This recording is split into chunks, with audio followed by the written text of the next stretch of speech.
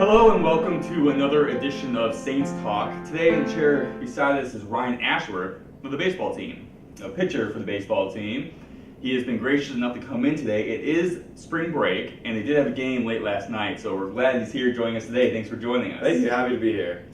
Well, Ryan, with you in particular, we have a lot to talk about because you certainly have an accomplished career on and off the diamond here at Flagler. Thank you. You're local, somewhat local, out of the Orlando area, Winter Garden, Florida, Yes. right? And you went to West Orange High School. Correct, yeah. So I want to know because there's a lot of stories, different stories. You know, people find out about Flagler, come to Flagler in a lot of different ways. Yeah. We talked to Tabitha, who came from Nigeria. Right. And we have a lot of international players, a lot of domestic players as well. Yeah. But what was it that you found attractive about Flagler? Well, so I found Flagler my senior year of high school, or going into my senior year of high school, and I had friends who talked about it, talked about the Peach Belt Conference, talked about how competitive it was and whatnot, and it was only 2 hours away from home. And so then when I heard about it, I thought we could take a drive up and just see how it is and see what it's like. And so just going into my senior year of high school, and we took the drive. I ended up going to a camp here at Flagler for the baseball program, and I loved it. And so I stayed in contact with the coach, and luckily I was able to find a way to get a spot on the team. It's great. Now, obviously, Flagler has a nice program for that kind of thing that you were doing. In fact, Michael Mayako, when he was here, he was home as an art student and found a niche there, and now produces just fantastic work.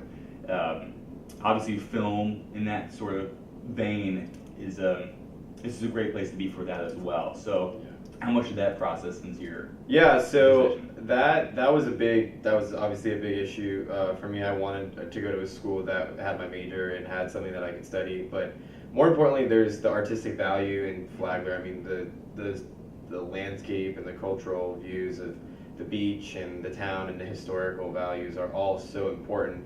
So, just being able to have those aspects to film and be a part of, I felt like would be awesome for my career, and I could find myself in a special place.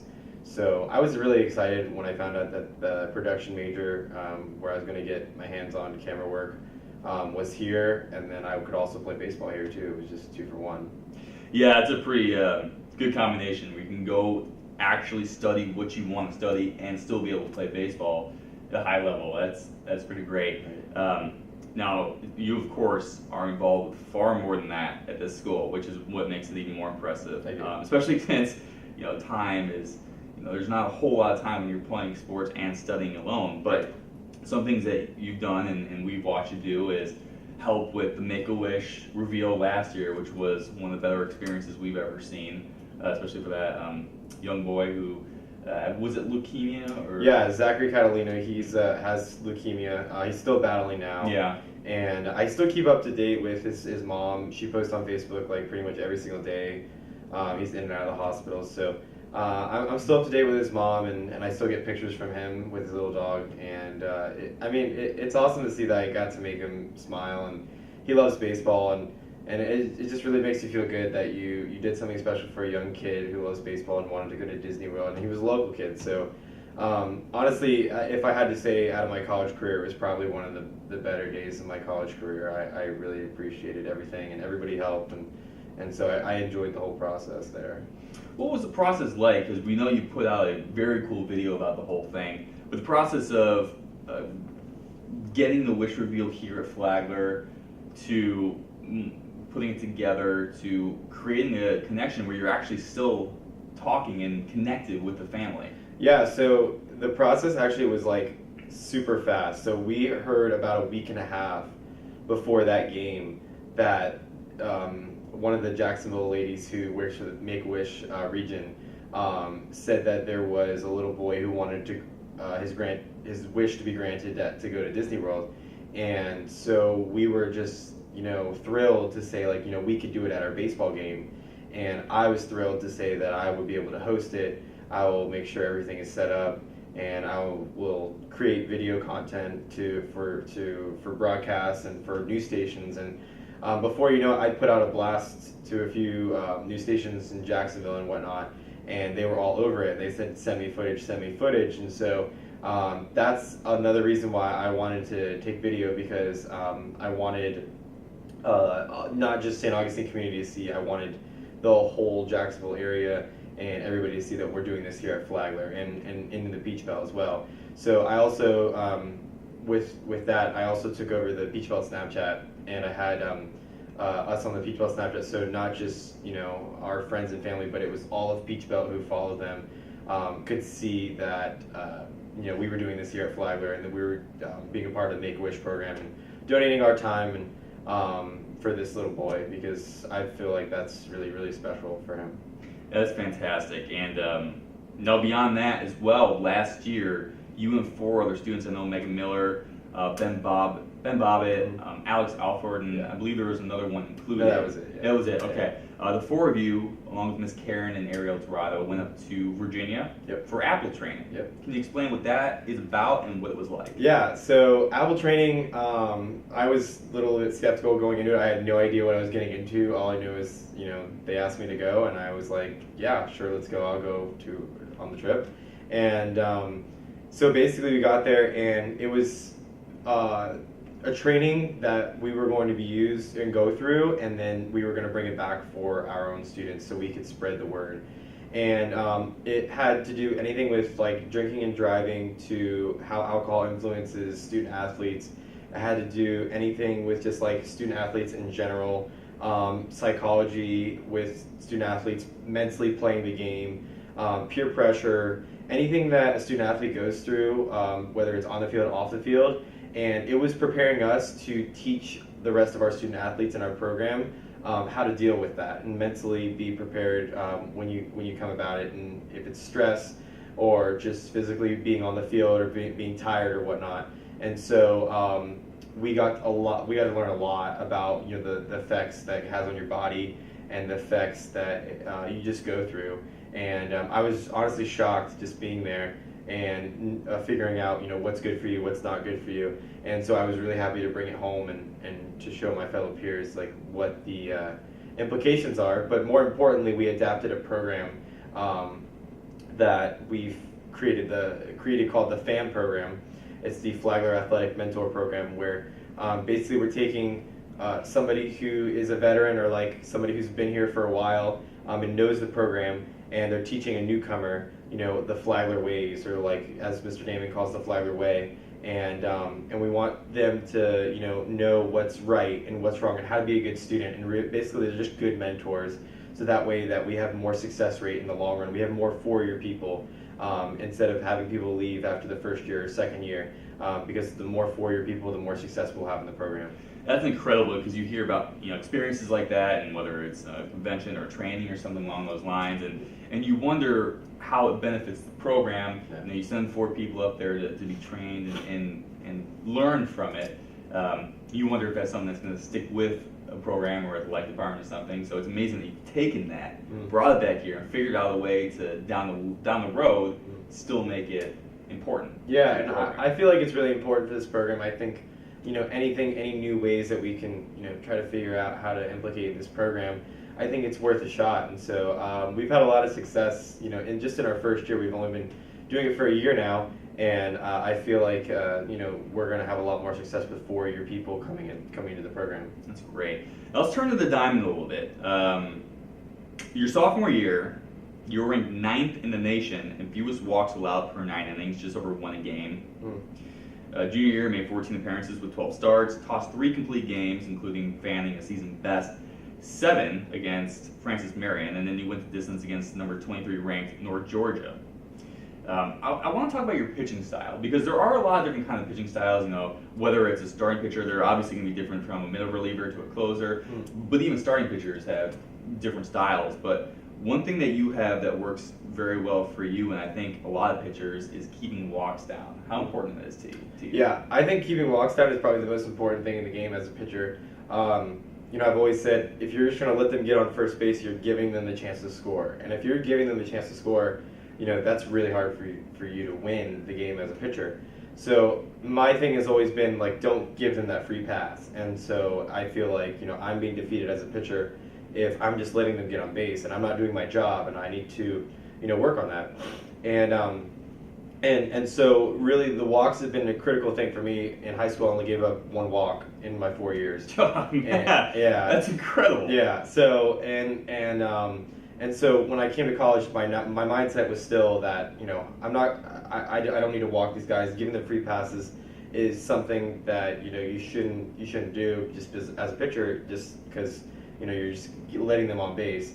And it's something that I've just always had in my mind, and I've always just liked to be a guy who's tried to just pitch to contact and let them hit my defenders, and we'll make outs that way. What does it mean to the team to be able to have a starting pitcher go a complete game? Throwing 3 in one season, going deep into ball games. What does it mean to your teammates? I think it's a pick me up, definitely. They see that there are guys out there, and he's doing really well, and he's cruising along through the rest of the game, and they're out there just keep the momentum, like keep going, and I think the team appreciates it, the fact that just going along and getting quick outs and just moving through the game. I think that's a real big momentum changer for our side, and as long as we keep that momentum, the chances of you winning the game are pretty high. Absolutely. Did you hit during high school years at all, or is I didn't really DH there? When was the last time you swung a bat in a game? Oh, I'm curious. Last time I swung a bat in a game was probably 9th or 10th grade. It was a while ago. I'm not gonna lie. Yeah. I've really focused more on pitching since probably like 9th or 10th grade, and I always joke around with Coach Barnett or Coach Pelkey, like I'll go swing the bat, like I'll go up there and hit, like. So I joke around with my teammates, and I put the helmet on sometimes, and I get the bat in my hands and joke around that like, hey, maybe I'll go hit this time. And I know Coach Barnett really wants me to, but would that be a smart idea? Right. I'm not sure.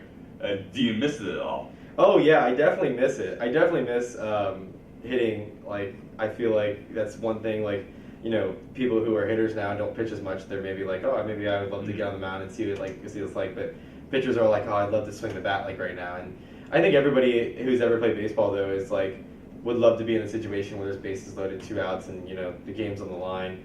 And so I think hitting is one of the biggest parts in baseball. And so anybody who plays baseball would love to be in the batter's box and would love to swing the bat. And that's just how I am. I'm a competitor, and if I ever did get the chance to hit, I don't know what would happen. What happened? Yeah. Now, a philosophical question, because the DH is not, or the DH will be around in the National League before we know it. Yeah. How do you feel about that? I mean, it speeds up the game. Well, I wouldn't say it speeds up the game, but I think it creates a competitive game. The AL is how they are, but I don't know. There's more and more pitchers who don't like hitting. More and more pitchers like to focus on just pitching, because pitching itself is a mental. Oh, sure. Is very mental. You have to you stay mentally focused, and so a lot of those guys just go out there and don't even really worry about the at bat. So I think it definitely is hard to do both. If you can do both, that's props to you. But for the most part, I don't see there anything wrong with a DH being in the National League. See, I'm with you, because for a long time I was like, no, you can't do it, and you keep them separate. Yeah. But then you start thinking about that it's more jobs for more hitters. Yeah. It's also, pitchers get paid so much money these days, and it's not like they're working with hitting coaches. Right. So right. It just doesn't make a whole lot of sense. So I agree with you on that. Now back to Flagler here. You are a PVC Presidential Honor Roll scholar, freshman year, sophomore year, and junior year. Yeah. So what's it like having to balance studying, not just that, but at a high level, to be able to get those kind of accolades while playing sports and doing all the other stuff you do with going up to apple training and SAC and things like that? I definitely say it's hard. It's not easy. But I enjoy it. I enjoy the rush, and I enjoy trying to get things turned in on time and making sure it's good. And I think one thing that I've learned is just time management. It's just like, it's so key. what you decide to do in your off time is your choice, and I've really just kind of figured that out since I've been here, and the fact that time is of the essence, and you really should just figure out what you should do with your time, and from there value what's more important is doing this or doing studying or working on a project. And most of my assignments are usually projects or films or videos, and or graphics or something like that, and which is hard because as some of my peers, they're business majors who can study on the bus and can study their textbook and go through the problems and be ready for a test. But as for me, most of my assignments are projects, like I said, and I can't film a video on the bus. On a darkened bus on a dark 1 bus. o'clock a.m. coming back from Georgia. Exactly, yeah. So I have to figure out, if I were leaving on Thursday or Friday, I only have a certain amount of days to get the project done before, and I can usually just try to figure out what I can do on the bus and just change out the time for that. And I think that's just the most important part, is just figuring out what balances where. And I've learned to do that pretty well now that I'm a senior here. And I definitely can credit that being here and playing on the baseball team and exercising all of those talents will help me in the long run. That's great. Now, coming up, you guys are mid-season or about to get in mid-season, starting to get really into conference play here. At the end of the season, you will be hosting the Peach Bowl Conference baseball tournament for the second straight year. What's it mean for you to be able to finish off your collegiate career while hosting the Peach Bowl Conference tournament? What did you learn last year that can help you guys out this year in the tournament? And what does it mean for you to be able to finish off your collegiate career here? Yeah. We'd love to see you guys go further in NCAA tournament and win the whole thing. Yeah. But as far as conference is concerned. When I found out that we were hosting again this year for my senior year, I was like thrilled. I was like, this is awesome. Like, my family could come from, close to Orlando and see the conference tournament. The conference tournament is definitely a different atmosphere than any regular season game or any Peach Bowl Conference game. It's so competitive and so much fun. All the teams are there. So, just being in the conference tournament is, awesome. And so to get there and to host it would just be a pleasure. And so, the fact that it's my senior year and I would love to move on, and I would absolutely love to make this run, and I think we have a great chance this year to do it. But hosting the conference tournament here is, something that is going to be awesome for my senior year, and I will never forget. Yeah, we can't wait to see you guys in that tournament and see what you guys can do. It's going to be fun, especially just being able to do it right here at home. Yeah. Now, one more thing here. Your favorite movie is The Force Awakens, Star Wars. When can we expect Ryan Ashworth's directorial debut for a Star Wars film? Well, it's the year of 2019, and I graduate this year, so hoping to direct a Star Wars film in the next 10 years. I think that's very reasonable. 10 years, yeah. Let's see if we can get George Lucas on the phone. Yeah. And see what we can do about getting that connection. Yeah, if you can make the calls, I'd love to do it. I'd love to direct a Star Wars film. I mean, that's actually honestly always been like, something that I've always put as like a future goal. It's like, my career goal is to be a Hollywood film director, and I'd love to direct Hollywood feature films, and I've already enjoyed the process. So the process is such an inspiring process to me, and so the fact that I've learned so much in a short amount of time, I think that my career goals are relative, and my future ultimate goal would be to direct a Star Wars film. That's so cool. That would be awesome. So cool. Right. Now, as somebody who's so immersed in film, I could ask somebody, just a friend or something, what do you think about the movie? But you, who is, about directing, about videography, audio, things like that. What do you like about that movie the most, or did you just like the story? You talking about the movie? Yeah. The movie when it came out was such a huge hit. Like, it was literally like, oh my gosh, like this is the new awakening of Star Wars. And so I felt like it was such a disruption in the cinema history that everybody had to go see it. And like the director, J.J. Abrams, he's my favorite director of all time. And he's done so many great movies, and I'm so inspired by his work ethic and how he works. And everything that he does. And so it was so inspiring to see that, like, after such a long time of Star Wars being the biggest thing, that they've brought it back and that they've created this new idea for The Force Awakens, like they have. And the script and everything, they've brought back some of the old guys, but are creating a new generation. And I think the whole process is so awesome to me. And so when I saw the movie, I've probably seen the movie, and I'm not joking, probably over 85 times. Woo! I've seen it, yeah. That's impressive. I can pretty much recite, like, if I'm watching the movie, I can recite pretty much everything. How many times in theaters? In theaters, I saw it 4 times. Okay, that's still impressive. Yeah, I saw it 4 times in theaters, and then I bought the. Did you just have it on loop or something? Yeah, yeah. Your apartment house? Well, I was working at a job right after it came out, and when I was working on a job in the hotel, in the lobby that I was playing it, they would play it all the time. So I would just be working there, and I would just be watching it. And it was my favorite movie, so I never complained. Right. But I learned the bonus features, and like I would literally watch the bonus features of like how J.J. Abrams directed the film, and like what he did with the script, and like how he chose the cinematography, and like I watched his lens flares that he used, and some of the special effects, and how he like wanted to create real world stuff with it. And so I was so inspired just by the process, and like I just enjoyed just watching the bonus features and the films like back to back to back, and I just think it's awesome, and I love how they bring them back nowadays, and just keep going on. And so yeah, so someday an ultimate goal, the highest achievement for me would probably be directing a Star Wars film. Well, I'll tell you what, we cannot wait for the rest of the season, see what you guys do. We cannot wait for the Peach Belt Conference Tournament, which we will be hosting. And we cannot wait. It is about 11:40 on this Wednesday, and what month are we? March. We can't wait for 10 years from now to see your directorial debut with Star Wars. And I don't know what it's going to be called yet, but we're looking forward to it. What would you name it if you could?